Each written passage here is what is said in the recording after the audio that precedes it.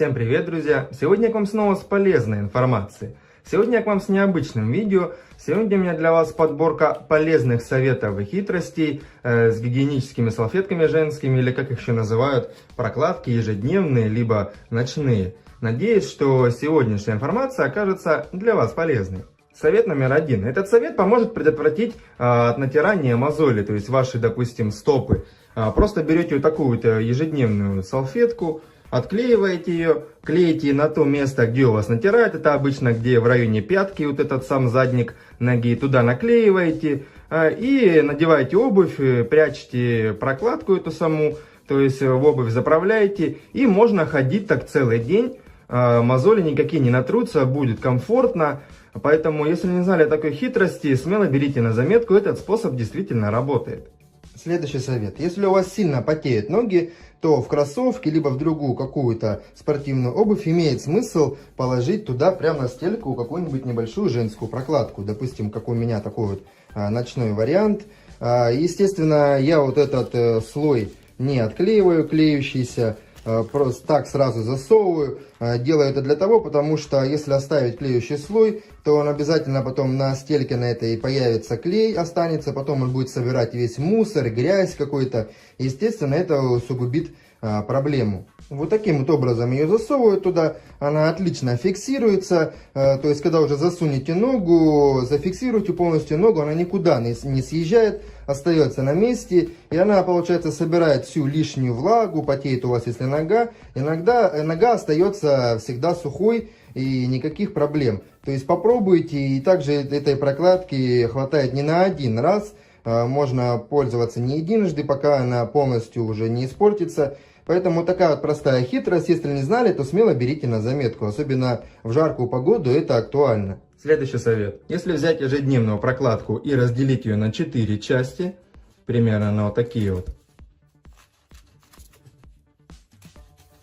и после этого взять любое эфирное масло, которое в фаворитах, допустим, лимонное, какое-то другое, у меня, допустим, это чайное дерево, после этого взять на один из кусочков, нанести на эту, то есть прокладку, нанести какие-то там капли буквально. И после того, как нанесли, вот этот кусочек приклеиваем в туалетную комнату, какое-нибудь такое незаметное место. И это будет, естественно, давать хороший аромат в туалетной комнате. Периодически, конечно, надо будет менять эфирное масло, то есть вот этот кусочек отклеивать. И периодически также наносить масло любое другое эфирное и клеить его также.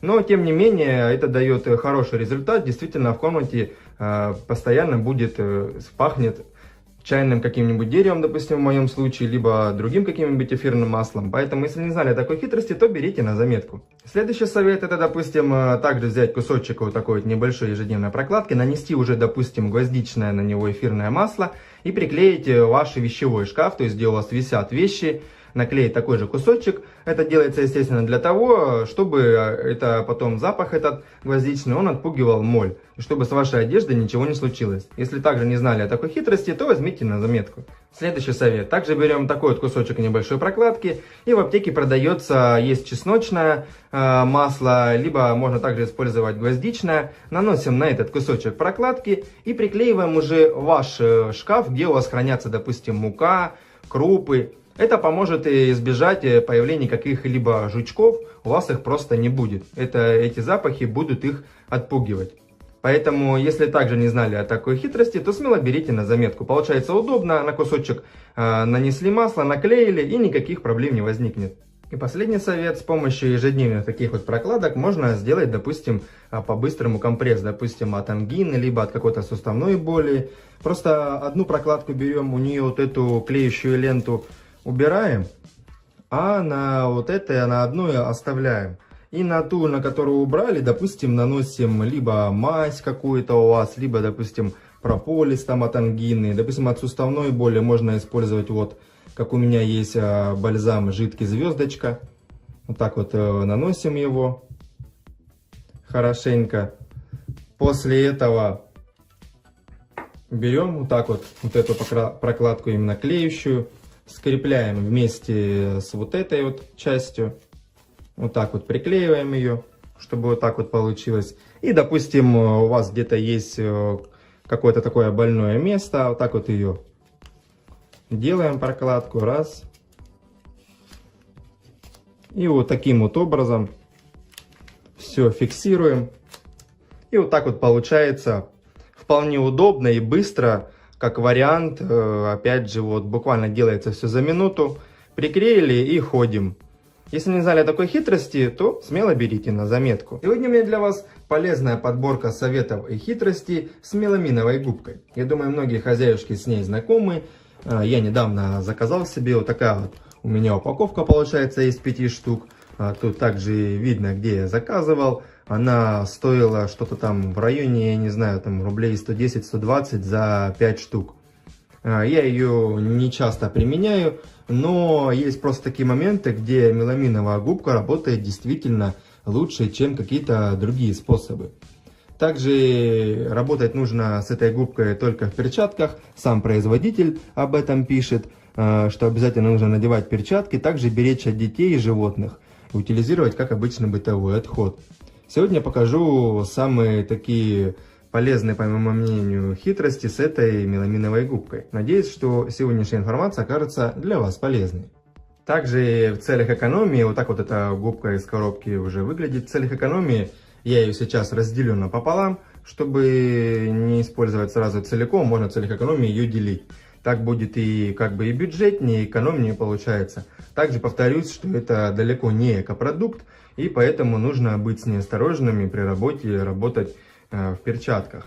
Но я не буду работать, не очень люблю перчатки, поэтому я вот так вот ее сейчас разрежу. И вот у меня есть тряпочка, я вот таким образом просто ее возьму и уже покажу, где я ее обычно применяю. Итак, меламиновую губку я применяю, допустим, для чистки обуви с белой подошвой. То есть такую вот белую обувь беру, у меня вот тут видно, я думаю, что есть такие вот проблемные места. Вот здесь вот, естественно, белая подошва, чуть выйдешь на улицу, пыль, и, естественно, сразу грязная подошва становится.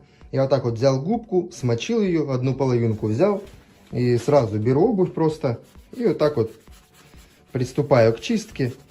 Просто ее мочим, ничего дополнительного не нужно делать. Намочили, и сразу можно приступать к чистке. Эта губка так и работает без всяких лишних средств. Просто смочили, в идеале надели перчатки, но я просто, опять же повторюсь, не всегда их люблю надевать, особенно сейчас в жаркую погоду. Уже видно, вот губка становится такой темной, собирает всю полностью грязь, отлично очищает такую вот обувь с белой подошвой, она становится буквально моментально сразу белоснежной. Никакой грязи совершенно не остается. И в итоге вот такой результат получился. Абсолютно теперь белоснежная у меня подошва. Никакой пыли, грязи не осталось. Что на этом кроссовке, то что на этом. Все полностью я почистил. Все прекрасно очищает. Поэтому смело берите этот совет на заметку. Итак, также я эту меламиновую губку применяю для чистки подоконников. У меня тут видно уже есть... Стоят цветы тут у меня, такие вот всякие, естественно, от земли, появляется такая вот грязь. Просто также смочил эту меламиновую губку, той же самой половинкой я пользуюсь, другую я не брал, вот это уже подизносилось, видно точнее. И все, также я ее смочил, в эту беру тряпочку, без перчаток, так как мне так удобнее, и сразу приступаю к чистке вот этой грязи, также опять же без каких-либо дополнительных средств. Эта губка и так прекрасно все чистит. Опять же, вот тут видно, она темнеет, собирает всю грязь с подоконника. И он становится буквально на глазах сразу чистенький, белоснежненький. Буквально тут за каких-то пару минут можно очистить подоконник. Вот такой у меня в итоге получился результат. Теперь у меня подоконник прям сияет чистотой, значительно прям побелел. И еще даже эта губка осталась, скажем так, живая, то есть она еще не износилась, не порвалась сильно. Можно даже еще куда-нибудь ее применить. Она только так запачкалась, потемнела от грязи на подоконнике. Поэтому можете смело брать эту хитрость тоже себе на заметку с подоконником. То есть, как видите, тоже буквально пару минут и все готово. Вот такими хитростями хотел сегодня с вами поделиться. Конечно, это не все применения этой губки. Ей можно пользоваться гораздо, то есть в больших случаях. И на кухне убирать можно, допустим. Также она известковый налет хорошо чистит, краны, допустим, раковины, ванну там почистить. Она действует такая, как ластик, прям вытирает, хорошо удаляет, то есть, допустим, с фасадов, с кухонных напольных шкафов, там, какую-то налипшую грязь, жир, там, следы от пальцев. Она тоже отлично все удалит. Просто у меня это не грязно, я сегодня это из-за этого и не показывал. Поэтому она подходит для многого, и также для офисной какой-то техники, для салонов автомобилей и многого другого.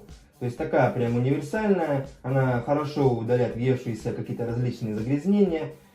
Просто, как я и говорил, намочили губку, взяли так вот ее, отрезали кусочек, не обязательно прям брать вот такую, прям как там целую. Кусочек отрезали, намочили ее, выжали ее аккуратно и надели перчатки. И уже применяем ее для чего вам угодно. Также она удаляет там от фломастеров какие-то, естественно, следы, от перманентных маркеров, от чернил различного рода. И так далее, и так далее. То есть со стен, с мебели, с плитки, допустим, с пола, ковра. То есть, если вам тоже приглянулась эта губка, то можете смело взять на заметку, также попробовать себе ее заказать и применять у себя на кухне. Поэтому надеюсь, что сегодняшняя информация оказалась для вас полезной. И всем пока!